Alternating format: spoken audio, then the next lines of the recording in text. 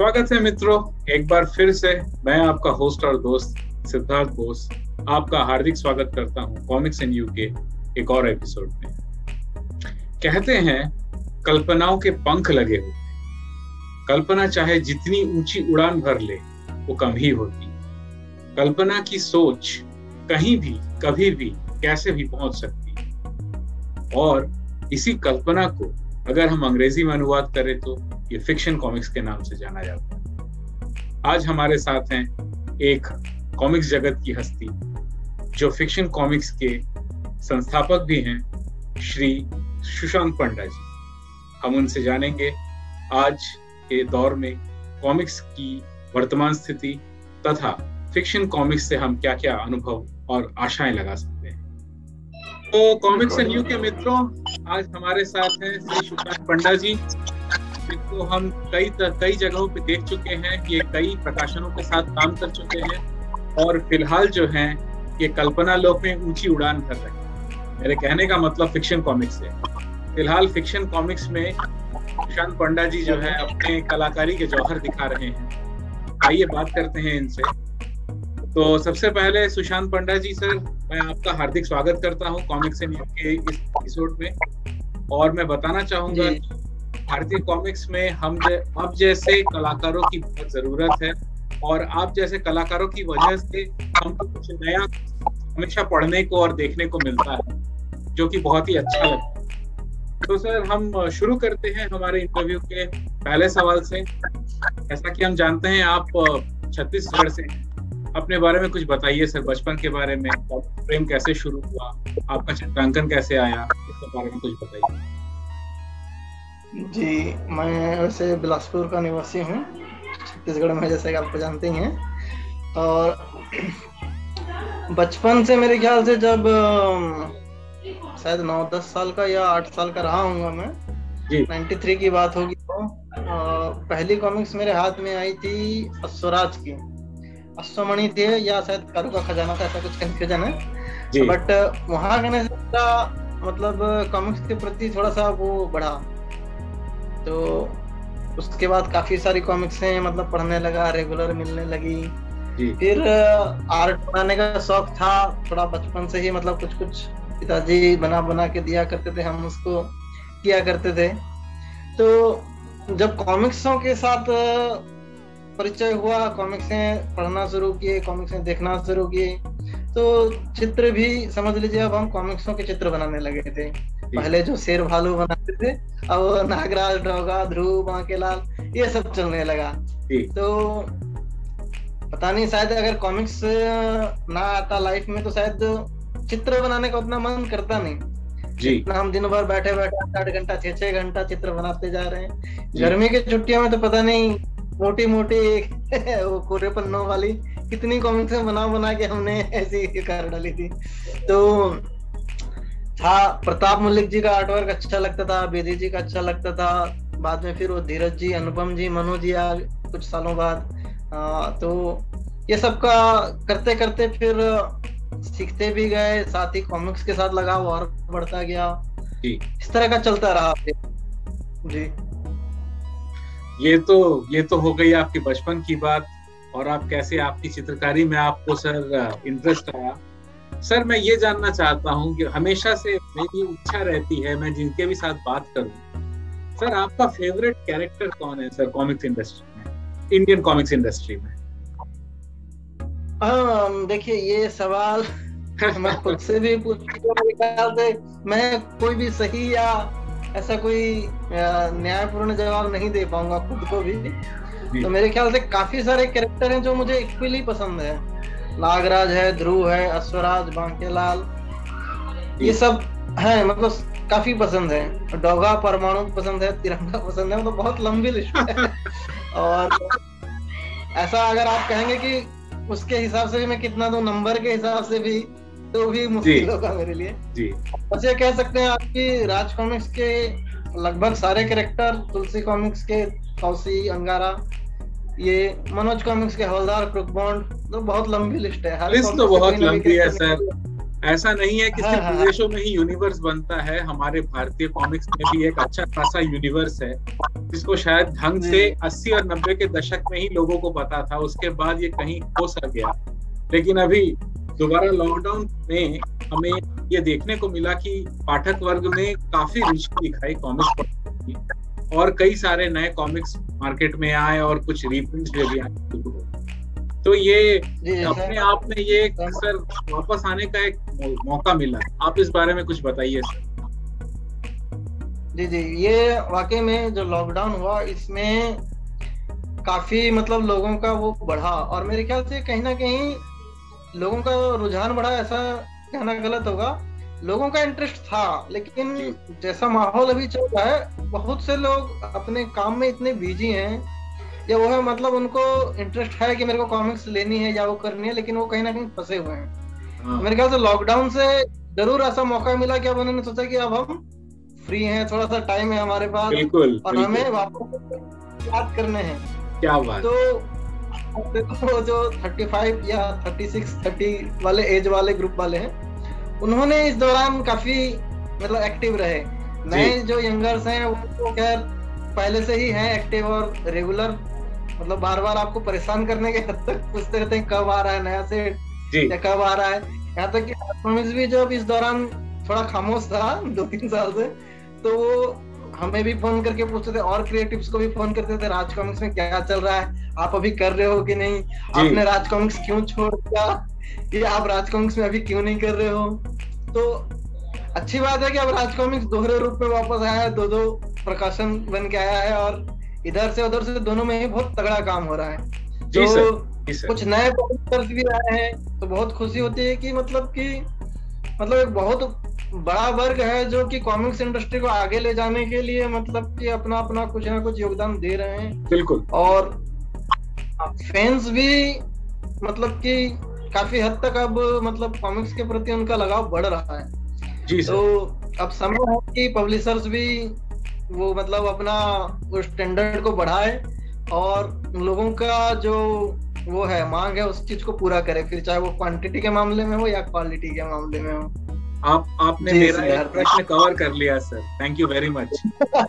मैं बचपन में तो मैं बहुत सारी कॉमिक्स से पढ़ा था, करीब करीब सारे प्रकाशन में बचपन में पढ़ चुका था, लेकिन जब दोबारा मैं लॉकडाउन में कॉमिक्स पढ़ना शुरू किया तो सर मुझे कई सारे नए प्रकाशन मिले, जिसमें से फिक्शन कॉमिक्स भी एक प्रकाशन। तो फिक्शन कॉमिक्स की एक बहुत ही अच्छी सीरीज है जिसका नाम है अमावस।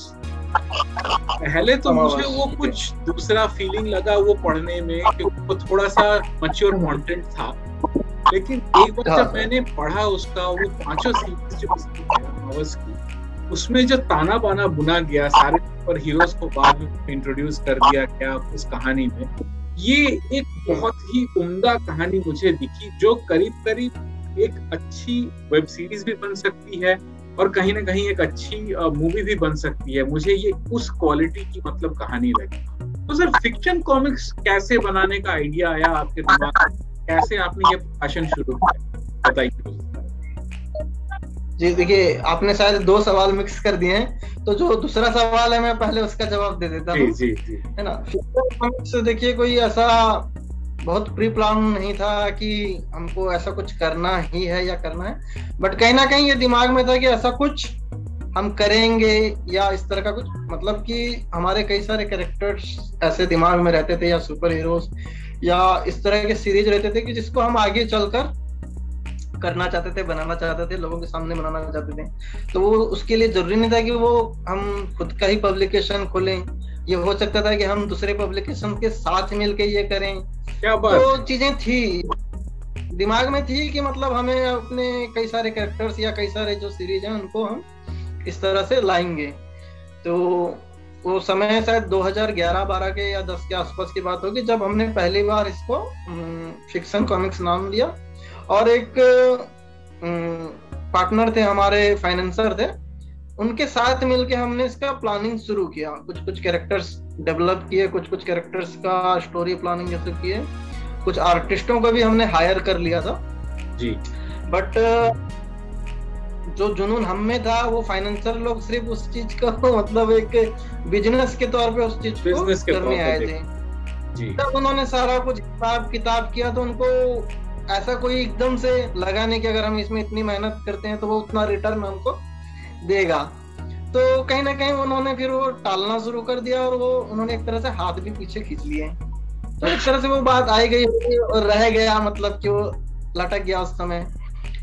फिर बाद में हम भी राज कॉमिक्स और अदर कई सारे पब्लिकेशंस के काम कर रहे थे, और भी काम कर रहे थे, तो हमारा जो स्टूडियो है वो बिजी हो गया एक तरह से। तो ये चीजें तो ठीक है, कभी ना कभी लाना है, ये करना है, वो करना है। तो जब ये राज कॉमिक्स थोड़ा सा बीच में उन्होंने अपना बंद किया, कुछ दिनों के लिए उन्होंने ब्रेक किया, तो वहां के हमें एक समय मिला कि हम थोड़ा फ्री हुए कि अब हम अपने उस पर काम कर सकते हैं। तो एक तरह से जो राज कॉमिक्स ने एक ब्रेक लिया था, वहां के ने हमें एक अवसर मिला कि जो एक चीज अटकी हुई थी उस चीज को अब हम उस पर काम कर सकें। तो फिर हमने अपने दोस्तों के साथ टीम बनाई, कुछ दोस्तों के जो हमारे राज कॉमिक्स के साथ ही रहे हैं और अदर प्रोजेक्ट में भी हमारे साथ रहे हैं, उनके साथ मिलके हमने फिर वर्क करना शुरू किया।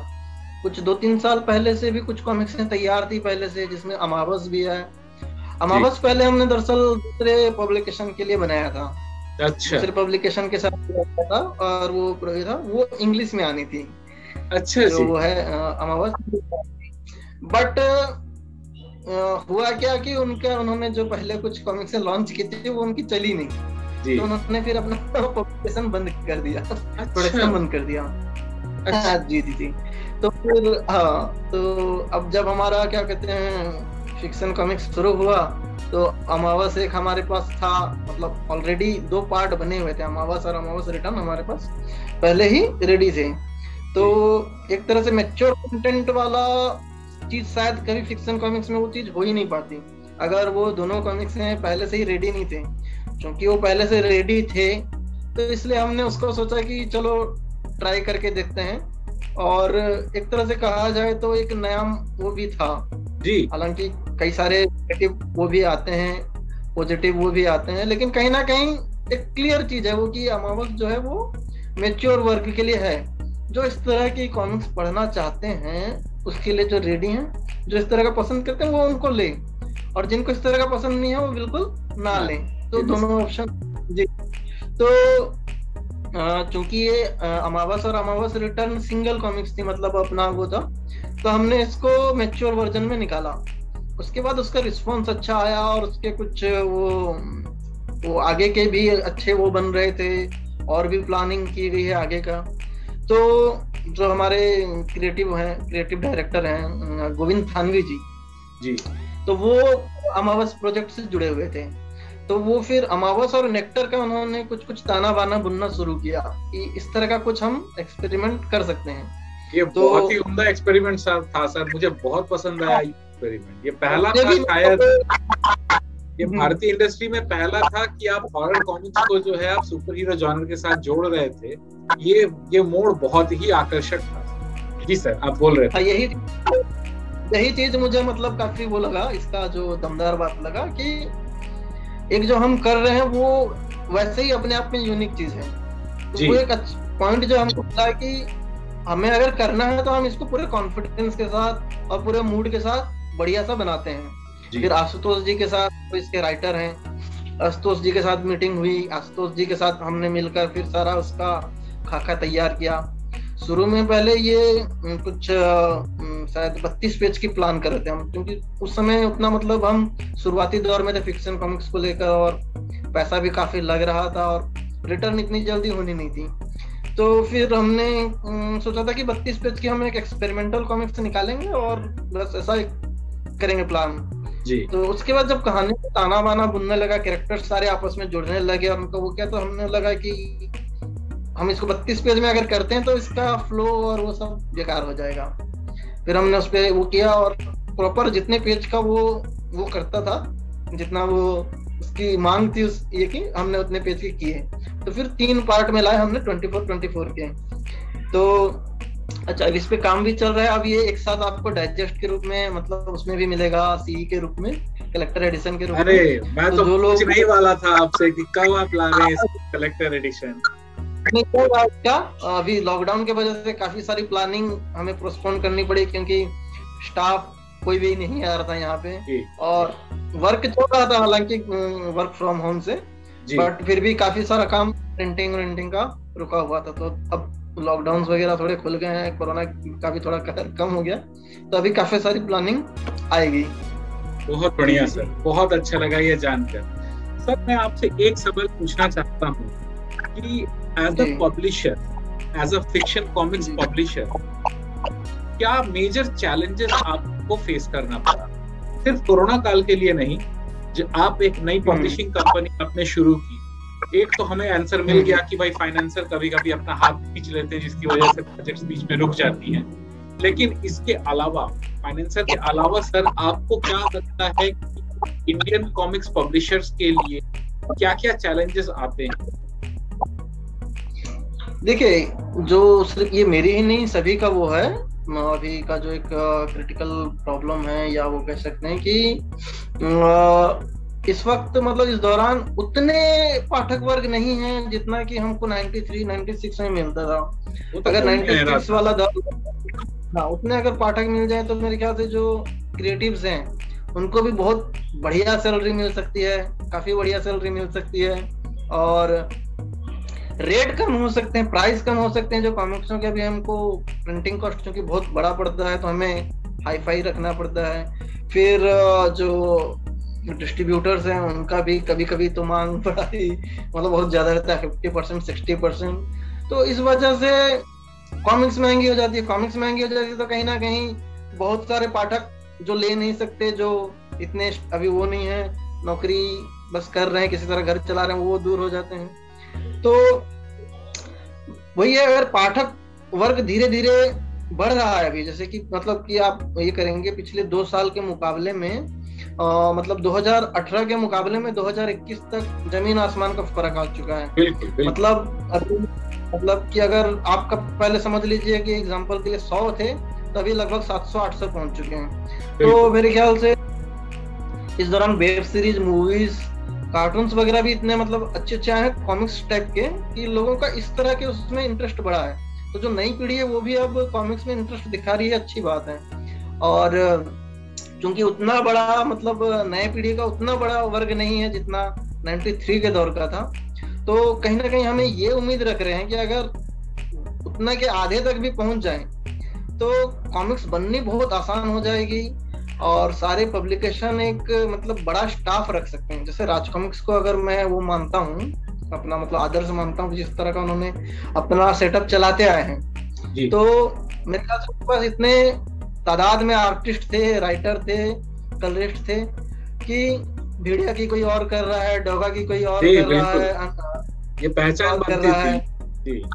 हाँ, और फिर वो धीरज जी अपनी पूरी जान लगा देते थे भेड़िया में, अनुपम जी पूरी जान लगा देते थे ध्रुव में, नागराज प्रताप मलिक जी का आ ही रहा था। बिल्कुल। तो सभी का मतलब भी बना हुआ था, टाइम पे भी आती थी, क्योंकि हर आर्टिस्ट अलग अलग सीरीज पे काम कर रहा है, हर महीने आर्टिस्ट एक कॉमिक्स वैसे तैयार कर दे रहा है, समय पे आती थी कॉमिक्स। अभी आर्टिस्ट भी उतने ज्यादा नहीं रहे, आर्टिस्ट तो खैर हैं, लेकिन पब्लिकेशन शायद उतने सक्षम नहीं है कि मतलब बहुत सारे आर्टिस्ट एक साथ रख के बहुत सारे कॉमिक्सों पे काम एक साथ कर सकें। और कोई करना चाहता है तो आर्टिस्ट अवेलेबल नहीं है, क्योंकि कहीं ना कहीं वो माहौल अभी उतना ज्यादा स्टेबल नहीं है जितना पहले था। बट अब धीरे धीरे बन रहा है, नए पीढ़ी के लोग मतलब कि इसके लिए मतलब इंटरेस्टेड, हाँ, अब उसको एक करियर की तरह ले रहे हैं, क्योंकि अब सिर्फ प्रिंट के अलावा वो वेब फॉर्मेट में भी इसके काफी सारे यूज अब धीरे धीरे नजर आने लगे हैं। वेब कॉमिक्स भी अब मोबाइल पे लोगों को पसंद आ रहा है, तो कहीं ना कहीं आगे इस चीज को लेकर मैं थोड़ा आश्वस्त हूँ कि कॉमिक्स का वो बढ़ेगा। सर और आप शुरू करके मेरा अगला सवाल वो वही था कि सर कब फिक्शन कॉमिक्स को हम लोग किंडल या तो प्रतिलिपि कॉमिक्स या इस तरह के प्लेटफॉर्म्स पर हम लोग पढ़ पाएंगे, पीडीएफ या तो इसके फॉर्म में कब पढ़ पाएंगे? देखिए, फिक्शन कॉमिक्स का भी इस तरह का डिजिटल फॉर्मेट पे चल रहा है अभी, प्लान चल रहा है, क्योंकि अभी कई सारी चीजें करनी है। दरअसल इस पे पिछले साल हमने शुरू किया था, बट इस दौरान हम कुछ एनिमेशन और इस तरह की चीजों में थोड़ा सा प्लानिंग कर रहे थे। अरे ये तो बहुत बड़ी बात है सर। अरे क्या बात है। इसके बारे में अभी बताने का वक्त नहीं है कि कुछ अभी मतलब समझ लीजिए कि अभी उसके सिर्फ जमीन पे काम चल रहा है, अभी गहराई से काम चल रहा है। तो कुछ दिनों बाद शायद वो चीज थोड़ी सी स्टेबल हो जाएगी तो उसके बाद हम शेयर करेंगे, दोबारा कोई इंटरव्यू करेंगे तो जरूर उसमें कुछ अच्छी खबर सुनाने के लिए होगी। मतलब सर कढ़ाई तो चढ़ चुकी है, अब बस पकने की बाकी है, अब बस खुशबू और सुगंध से बस मिलने की बाकी है। काफी कुछ ऐसा चीजें हैं जिससे फिक्शन कॉमिक्स के कैरेक्टर्स आगे बढ़े, फिक्शन कॉमिक्स आगे बढ़े। अभी बहुत से लोगों को जानना बाकी है फिक्शन कॉमिक्स के बारे में जी, तो उसके लिए बात चल रही है। तो क्योंकि हमारा कोई बहुत बड़ा टीम नहीं है अभी, तो हम धीरे धीरे सभी चीज पे मेहनत करके पहले खुद अपनी पकड़ उस पे बना रहे हैं, फिर उसके अकॉर्डिंग हम स्टाफ हायर कर रहे हैं ताकि हमें खुद तो पता हो हमें क्या करवाना है। तो थोड़ा सा समय लगा, और अगर शायद ये लॉकडाउन अभी बिल्कुल से अचानक से नहीं लगा रहता तो शायद कुछ अच्छी चीजें हो भी चुकी होती। बट ठीक है, अब थम गया है तो हम थोड़ा सा समय लेंगे और सारी चीजों को करेंगे। तो अगर आप ये पूछना चाह रहे हैं कि ये कब तक होगा, तो मेरे ख्याल से मैं उम्मीद करता हूँ कि अगले साल तक ये डिजिटल प्लेटफॉर्म पे भी फिक्शन कॉमिक्स जरूर आ जाएगी। क्या बात। और आप अपने मोबाइल पे ऐप के थ्रू या किसी दूसरे प्लेटफॉर्म पे जरूर देख पाएंगे। बहुत बढ़िया सर, हम इसको जल्द से जल्द पाने की आशा रखते हैं और हमारे प्रिय फिक्शन कॉमिक्स के सभी पात्रों को एनिमेशन में एक्शन करते हुए देखने की भी आशा रखते हैं। ये बहुत उम्दा बात कही है सर। ये कुछ मतलब मेरे अंदर का बच्चा जाग जाता है जब भी मैं ये इंटरव्यूज वगैरह करता हूँ। अब जैसे सेलिब्रिटीज के साथ जो कॉमिक्स इंडस्ट्री से ऑलरेडी जुड़े हुए हैं, और मेरे अंदर की एक चाह जाग जाती है कि भाई बचपन में कभी देखा था सुपर कमांडो ध्रुव की एनिमेशन में एडवर्टीजमेंट आती थी उस टाइम पे, किरीगी का कहर और इस तरह की, तो उस तरह से कब हमको पूरी सीरीज देखने को मिलेगी जैसे हमको जापानी मांगा देखने को मिलती है। जी, मैं खुद भी उस इंतजार में हूँ। मैं आज तक संजय जी से शिकायत करता हूँ कि आपने कहा था 99 में नागराज आपका यादगार बन जाएगा, अब कब लाओगे। तो मैं भी उन्हीं वर्ग से आ रहा हूँ, मतलब मैं भी वही पाठक हूँ, वही फैन हूँ जो राज कॉमिक्स को, मनोज कॉमिक्स को देख के बड़ा हुआ है, पढ़ के बड़ा हुआ है।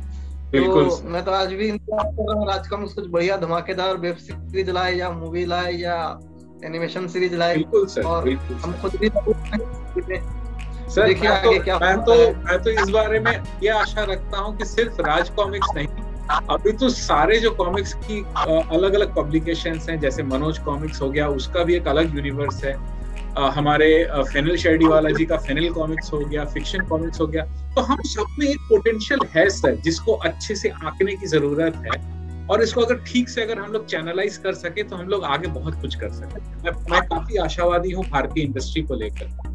सर मैं आपको और थोड़ा सा अपने बारे में बताना चाहूंगा। सर मैं अभी पीएचडी कर रहा हूँ सर।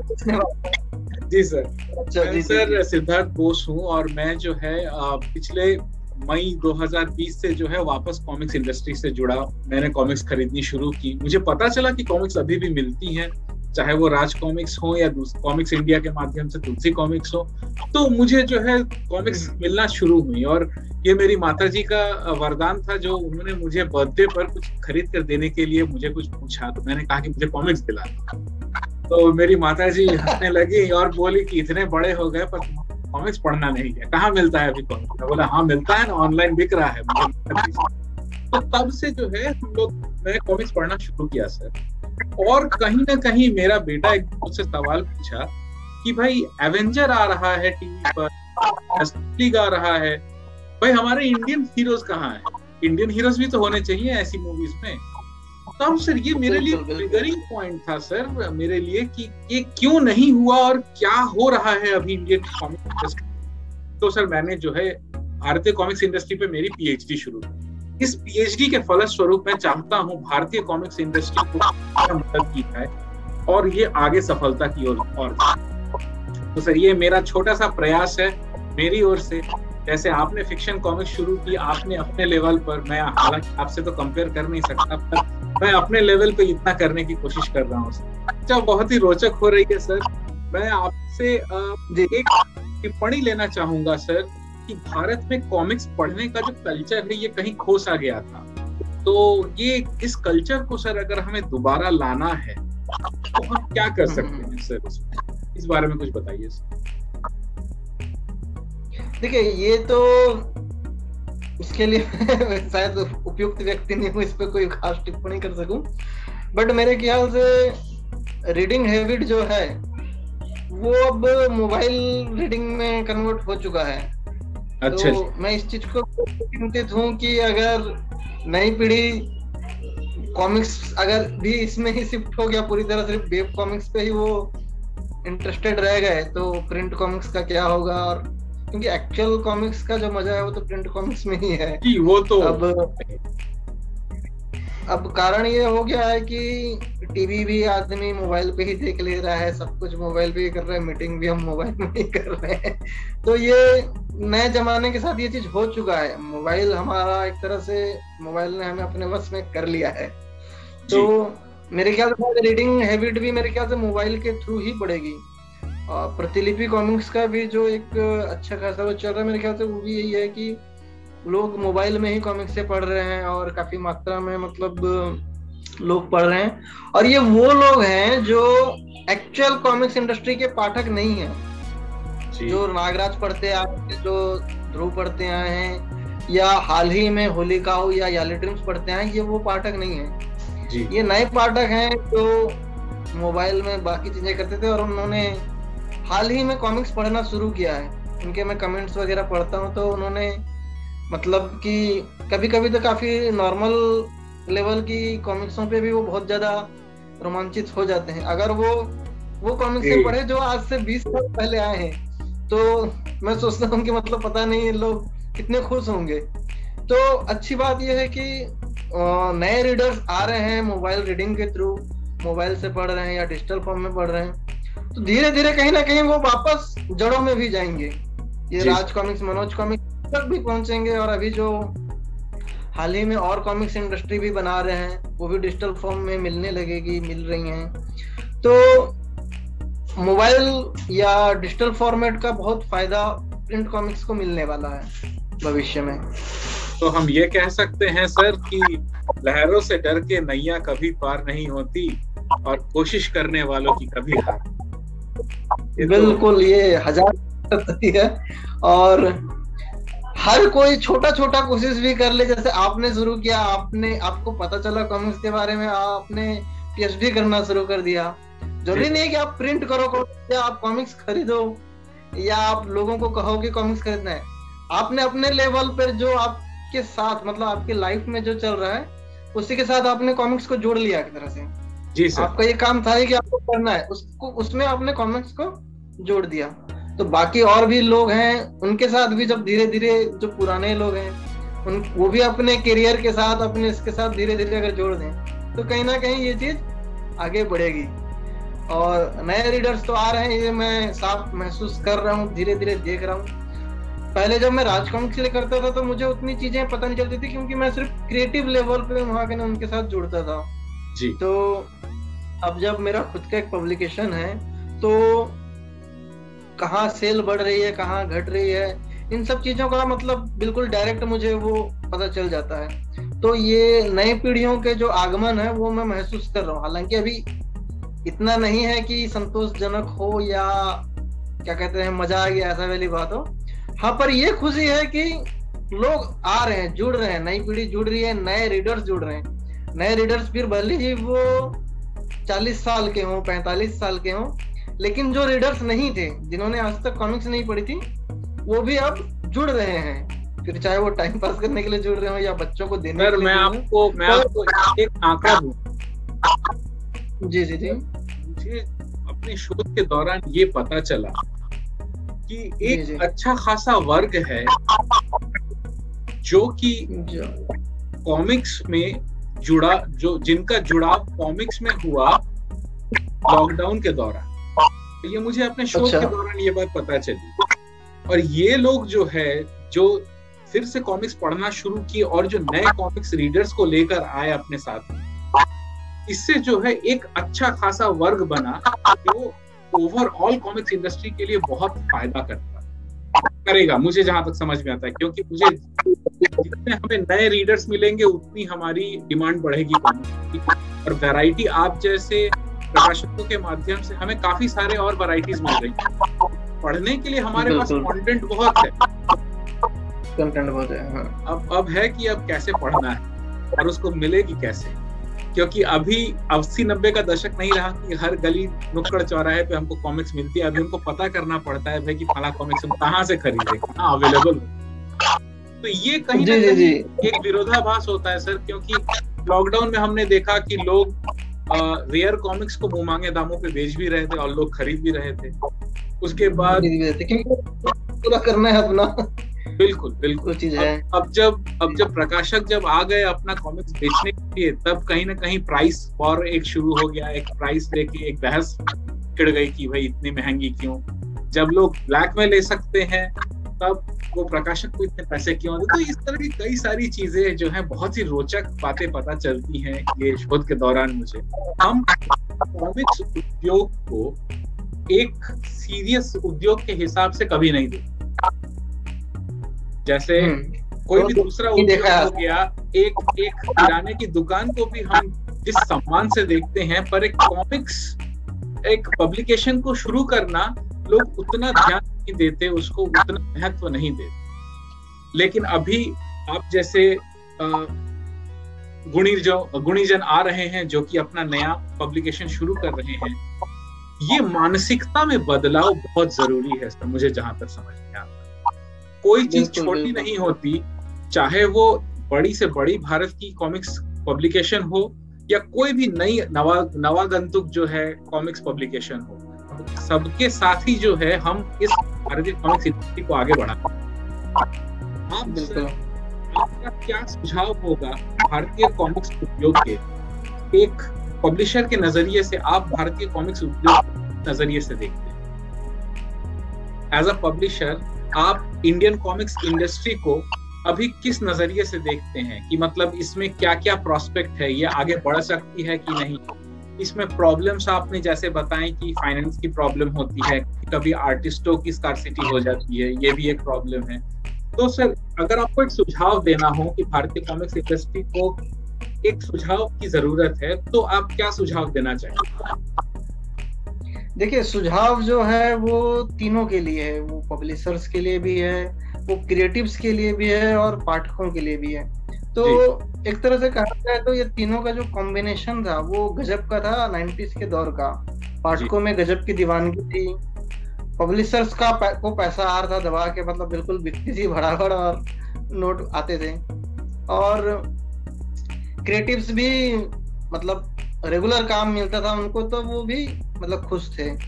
तो ये तीनों को ही मतलब कि रेगुलर वो देना होगा, इस पे ध्यान देना होगा कि उतार चढ़ाव तो आएंगे ही, क्योंकि अभी ये इंडस्ट्री पूरी तरह से उतना बड़ा मार्केट क्रिएट नहीं कर पाई है जितना सभी लोग हम चाहते हैं या जितना उसमें हम चाहते हैं।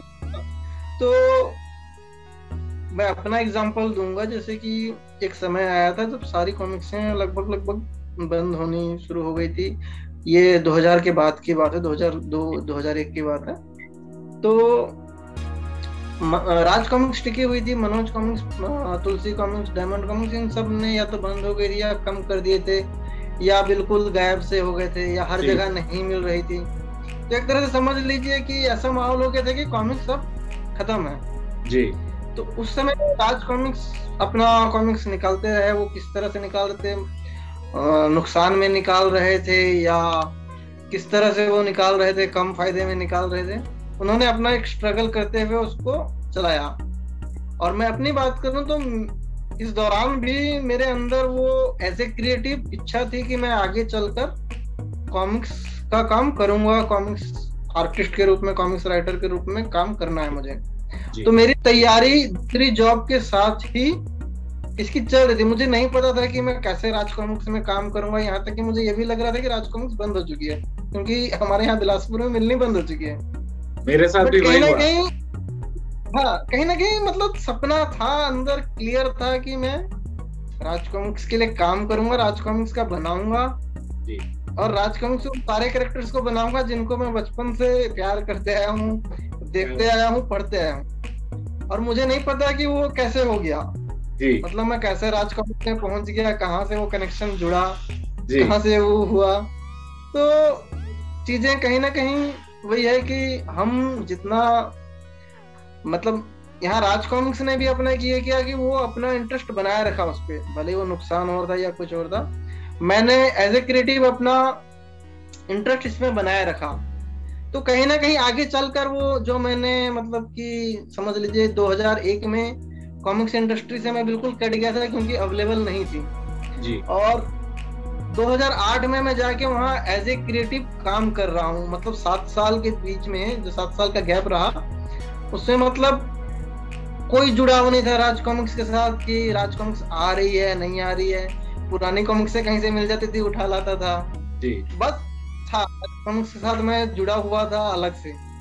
और जब 7 साल बाद 2008 में मैं जुड़ गया तो राज कॉमिक्स का तो एक लंबा समय बिताया मैंने, लंबा काम किया जी जी, जी। यहाँ मैं ये चीज पॉइंट बताना चाह रहा हूँ कि अभी उतार चढ़ाव आते रहेंगे, पब्लिशर्स के लिए भी आएंगे, क्रिएटिव्स के लिए भी आएंगे, फैंस के लिए भी आएंगे। और इसका एग्जांपल आप इस समय देख सकते हैं, जब राज कॉमिक्स स्टॉप हुई थी कुछ 2-1 सालों के लिए आनी बंद हो गई थी, तो लोगों का जो वो था कितना मतलब के बाहर आ रहा था जैसे कि राज कॉमिक्स ने उनकी कोई संपत्ति लूट के हड़प ली रख ली है तो इस हद तक मतलब उनसे मांग करते थे।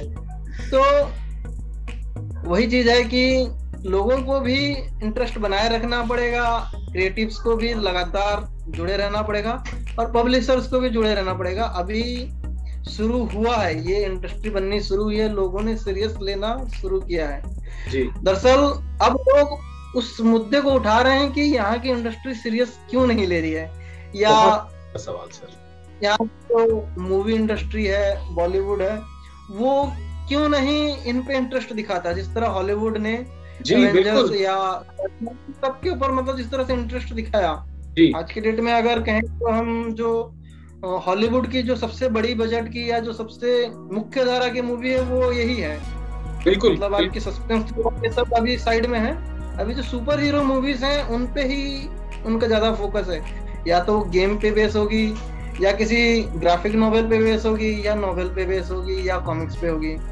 तो हमारे यहाँ पे वो चीज क्यों नहीं हो रही, क्यों हमारी इंडस्ट्री बार बार साउथ की कॉपी करने चले जाते हैं या हॉलीवुड की करने चले जाते हैं। हमारे यहाँ पे हमारे क्रिएटिव्स ने आपका 20 साल पहले से इतना बढ़िया बढ़िया कंटेंट बना रखा है, इतने अच्छे सुपर हीरो बना रखे हैं, इतने अच्छे कैरेक्टर्स आपके लिए बना रखे हैं, आप आके देखो तो सही। बिल्कुल आप नागराज में इंटरेस्ट लेके तो देखो, भेड़िया में इंटरेस्ट लेके देखो, लगाओ वो महाभारत वाला बजट लगाओ भेड़िया में, अब देखो कैसे पशु मानव बन के निकलेंगे। इतना बढ़िया कंटेंट है, इतने अच्छे कैरेक्टर हैं, इतने मतलब स्टोरी भी आपको ढूंढने की जरूरत नहीं है, स्टोरी भी आपके पास अच्छी है, बस आपको मूवी के हिसाब से उसे डेवलप करना है जी। तो अब लोग सीरियस होने लगे हैं, अब कुछ लोगों ने इंटरेस्ट दिखाया भी है, बीच बीच में खबरें भी आती है कि इस पे कॉमिक्स मूवी बनने वाली है, उस पे मूवी बनने वाली। अभी शायद किसी वजह से वो आगे नहीं बढ़ पा रहा, बट इतना तो है कि लोगों का ध्यान अब आने लगा है बिल्कुल। और मेरे ख्याल से 2 या 3 साल में मेरे ख्याल से 3-4 मूवियां जो कॉमिक्स पे बेस्ड होगी शायद आ जाएगी, मैं ऐसा आशा कर रहा हूँ, क्योंकि मैं भी आपकी तरह आशावादी हूँ। बिल्कुल बिल्कुल सर, हमें आशावादी रहना चाहिए। ये बहुत अभी कोरोना काल जैसा चल रहा है, दौरान हमको जो है पूरी तरह सकारात्मक रवैया अपनाना चाहिए। मैं बीच में अपने कॉमिक्स एंड न्यू के पाठकों से एक अपील करना चाहूंगा कि प्रिय पाठकगण और प्रिय मेरे दर्शकों, आप कॉमिक्स एंड न्यू के इस एपिसोड के डिस्क्रिप्शन में आपको एक सर्वे का लिंक मिलेगा जो मेरे पीएचडी के लिए है, जो मैं भारतीय कॉमिक्स इंडस्ट्री के लिए जो मेरा योगदान है, उसी लिंक के माध्यम से आप अपना मत उसमें नामांकित कर सकते हैं। तो आप जरूर जाएं और इसमें जाके भाग लें और अपने भाई मित्र बंधुओं को भी प्रोत्साहित करें इसमें भाग लेने के लिए। इसकी वजह से जो भी एनालिसिस निकल कर आएगी, जो भी पीएचडी थीसिस कंप्लीट जो मेरा होगा, ये आगे चल के भारतीय कॉमिक्स इंडस्ट्री के लिए ही फायदेमंद साबित होगा। मेरा मानना है कि एक छोटा सा प्रयास भी व्यर्थ नहीं जाना चाहिए इतनी बड़ी भारतीय कॉमिक्स इंडस्ट्री को बचाने के लिए और इसको आगे ले जाने के लिए। सर, आज आपसे बात करके हम सबको बहुत अच्छा लगा और मैं आपसे जाने से पहले बस इतना ही कहना चाहूंगा कि जैसे आप आशावादी हैं वैसे सभी को ये आशावादी बनना है। आपकी आने वाली संयुक्त संस्करण में मुझे आपके ऑटोग्राफ के साथ जो है एक प्रति मेरे लिए चाहिए, तो मैं जैसे ही आता है मैं अपनी प्रति बुक करूंगा और आपके ऑटोग्राफ उसमें मुझे। और इसी के साथ सर हम आज का ये कार्यक्रम समाप्त करेंगे। आप साथ में जुड़े, आज आपने अपनी बातें रखी और हमने जी के साथ साथ हॉलीवुड बॉलीवुड की बातें की और उसके साथ कॉमिक्स के रेलेवेंस के बारे में भी बातें की, जो आगे चल के कहीं ना कहीं, अगर अभी नहीं तो आगे कभी सही, लेकिन बात की ओर ध्यान आकर्षित करना बहुत जरूरी है। इस ओर एक सकारात्मक रवैया हमको अपनाना पड़ेगा। भारतीय कॉमिक्स इंडस्ट्री की ओर मेरा और सर सुशांत पंडा जी का ये संयुक्त कॉमिक्स एंड यू का एपिसोड आज यहीं पे समाप्त होता है। हम आपका धन्यवाद करते हैं और अगली बार अगर कभी मेरा बिलासपुर आना हुआ तो सर आपके दर्शन के लिए मैं अवश्य आऊंगा। सर, स्टूडियो में आपका स्वागत है। आप आइए, बैठिए, साथ चाय पीजिए, खाना खाइए और देख के जाइए कि किस तरह से काम करते हैं हम। सारी कॉमिक्स पढ़ लूंगा मैं उस दिन आके आपके पास। आप चाहें तो चाकू भी लेके आ सकते हैं लूटने के लिए। हम सरेंडर कर देंगे। तो इस इंटरव्यू के लिए आपने मतलब मुझे मौका दिया कि मैं अपनी बातें लोगों के साथ शेयर कर सकूं, पाठकों के साथ शेयर कर सकूं, इसके लिए मैं आपको तहे दिल से शुक्रिया देना चाहता हूं। धन्यवाद सर, कॉमिक्स एंड यू के साथ जुड़ने के लिए धन्यवाद सर। शुभ रात्रि सर। थैंक यू, शुभ रात्रि।